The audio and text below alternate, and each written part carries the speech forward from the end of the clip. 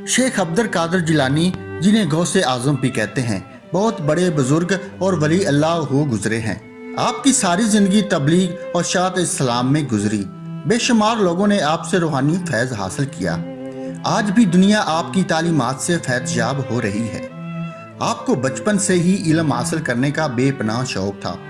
आपने इब्तदाई तलीम तो अपने कस्बे जीलान में ही हासिल की, लेकिन दीन की आला तलीम हासिल करने के बाद बगदाद जाना पड़ा। इस जमाने में गाड़ियां और मोटर कारें ना थीं, इसलिए लोग काफिलों की सूरत में पैदल सफर करते थे। चनांचे आपकी वालदा ने आपको भी बगदाद जाने वाले एक काफिले के हमरा रवाना कर दिया। सफर पर रवाना होने से पहले आपकी वालदा ने आपको कुछ खुराक और 40 अशरफियां गुजर औकात के लिए दी।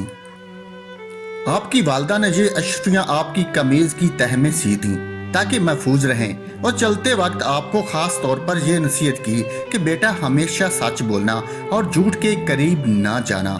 आपने माँ की इस नसीहत को गौर से सुना और सफर पर रवाना हो गए। काफिले के लोग डरते डरते सफर पर रवाना हुए। इन्हें इस बात का भी खदशा था कि कहीं रास्ते में डाकू काफिले पर हमला ना कर दें, क्योंकि इन दिनों रास्ते गैर महफूज थे और डाकू अक्सर काफिलों को लूट लिया करते थे। आखिर वही हुआ जिस बात का डर था। काफिले ने अभी सफर की 2 मंजिलें ही तय की थीं कि डाकुओं के एक गिरोह ने रात की तारीकी में इस पर हमला कर दिया। तमाम काफिले में अफरा तफरी और भगदड़ मच गई और डाकुओं ने अहले काफिला को खूब लूटा।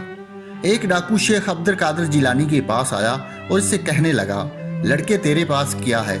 आपने जवाब दिया, मेरे पास 40 अशरफियां हैं जो मेरी कमीज की तह में सिली हुई हैं। डाकू ने आपकी इस बात को मजाक समझा और हंसता हुआ आगे गुजर गया। इतने में एक और डाकू आपके पास आया और वही सवाल किया। आपने फिर वही जवाब दिया।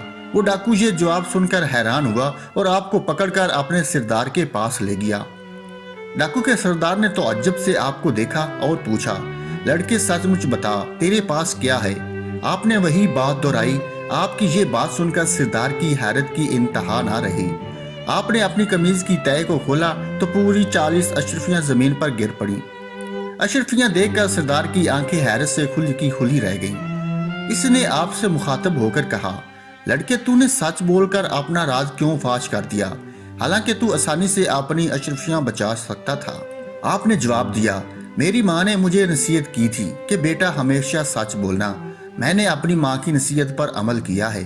आपका ये जवाब सुनकर सरदार इस कदर मुतासर हुआ कि बेसाख्ता इसकी आंखों में आंसू आ गए। वो सोचने लगा कि एक तरफ ये लड़का है जिसे अपनी माँ की नसीहत का इस कदर ख्याल है, और दूसरी तरफ मैं हूँ कि अपने मालिक हकीकी के हकाम से गाफिल होकर बेगुनाह लोगों को लूटता हूँ। इसके दिल से गफलत का पर्दा दूर हो गया।